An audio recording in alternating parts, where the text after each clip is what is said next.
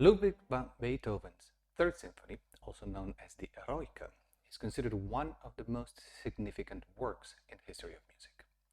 Composed in 1802-1804, it marked a turning point in Beethoven's career, both in terms of style and form. The symphony was originally dedicated to Napoleon Bonaparte, but Beethoven later removed the dedication upon learning that Napoleon had proclaimed himself emperor.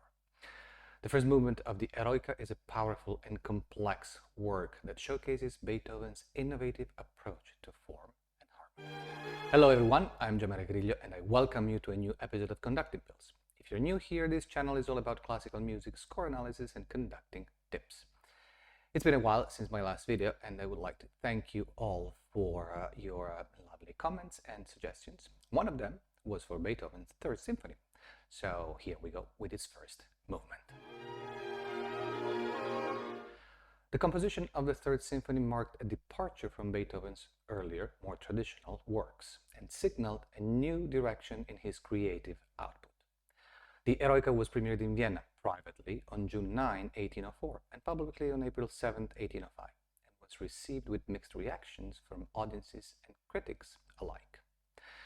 The length, complexity and emotional intensity of the symphony were groundbreaking and paved the way for the Romantic era of classical music. At the time of the Eroica's composition, Beethoven, like Hegel, was deeply inspired by the ideals of French Revolution and the Enlightenment. He saw Napoleon as a champion of these ideals and initially dedicated the symphony to him. As mentioned, when Napoleon declared himself emperor, the faith turned into disappointment. The definitive dedicatee will be Prince Lobkowitz, a Bohemian aristocrat passionate about music and a good amateur violinist, by the way, who hosted the first performance of the symphony in his palace. The first movement of the Eroica is in sonata form, a popular structure during the classical period. If you need to refresh your memory on this type of form, check out this video. The sonata form consists of three main sections. The exposition, characterized by two contrasting themes, the development where the material is reworked in different ways, and the recapitulation. Often, all of this is framed by a slow introduction and a coda. The exposition occupies the first 155 measures and is divided into three parts. First group of themes, bar 136, second group of themes, bar 45-83, and the closing sections, bar 83-155. In this first movement, Beethoven cuts on the slow introduction, replacing it with two powerful chords, grabbing everyone's attention right from the start. The first two symphonies were introduced by an adagio molto of 12 bars in the first and adagio molto of 33 bars in the second, which here is missing. This is the first break with the past, which immediately tells us that something has changed and that we are about to hear something never heard before. An ingenious synthesis of the slow introductory tempos of the previous symphonies. After these two bold chords, the main theme is then presented in the cellos and basses.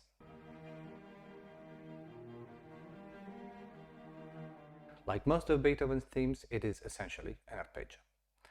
The syncopations played by the violins are an unsettling element. Combined with the C-sharp in the basses, they take away from the initial harmony after just a few bars.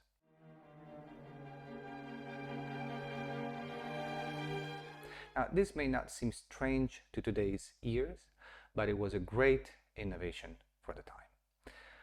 The tension ends on the dominant seventh of E flat, and the theme is passed to the flute, clarinet, and horn.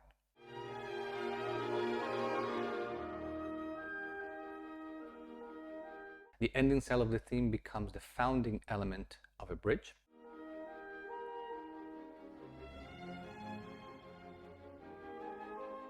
Where Beethoven plays with the bar line, moving it artificially and creating the tension of a 2 inside a 3 meter. Eventually leading up to the main theme in full orchestra, transitioning to the second theme.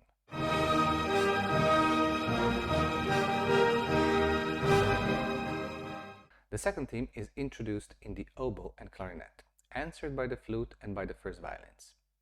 By the way, this is a great place where you can choreograph your conducting by switching hands according to the section. The tonal area of the dominant is not yet well established. The second theme rests on the dominant pedal of F major of the second violins and violas, to which the F of the horns is added at measure 47. It is only with the third theme that the dominant appears clearly.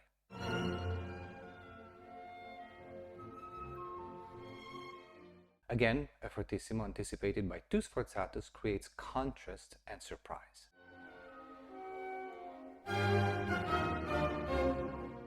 The third theme, bars 57 bar 60, with its varied repetition on bar 61 and 64, finally affirms the dominant B-flat major in a decisive way. And here, take care of the clarinet's part in the following piano. They are the only line moving upwards, balancing the bassoons, violas, and cellos.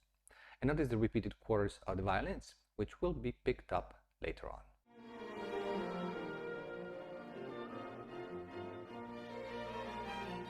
A brief crescendo takes us to another moment of conflict, the fourth theme on bar 65-70, where Beethoven begins on a diminished seventh chord in the key of the relative minor of the home key, so in C minor, to modulate to the third bar on G minor, dominant of the key of the relative minor.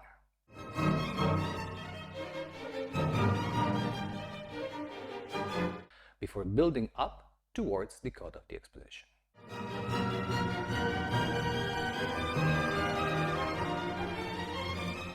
The fifth theme from bar 83 to bar 90, preceded by a short F pedal, so the dominant of the brass and set out in the key of the dominance of B-flat major, is calm and tranquil first in the woodwinds and then repeated in the strings in the relative minor key of C minor. Those quarter notes from the violins give way to an almost intimate moment in a question and answer dialogue between woodwinds and strings. I need to point out here, though, that there are different takes on the continuously evolving musical material. In some analysis, this theme is the third and belongs to the second group of themes. In other analysis, this is the first theme of the second group in the dominant key.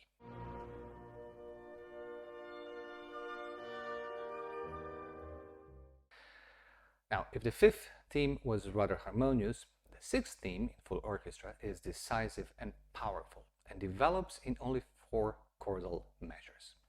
Dominant in the first 2 measures, so B-flat major. Dominant 7 in the second 2, so F major 7th. The theme is immediately repeated, but varied according to the rhythm of the second theme.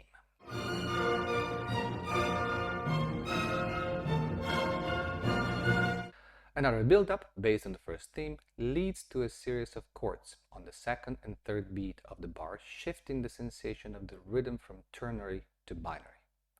The last 6 chords played the C major 7th, which in this case should be interpreted as the dominant, so C, of the dominant, so F, of the dominant, so B-flat.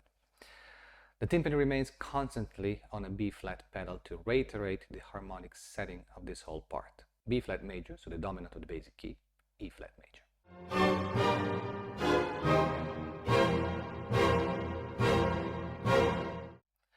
The exposition ends with a closing section that builds in intensity, leading into a final iteration of the first theme's main cell in B-flat major.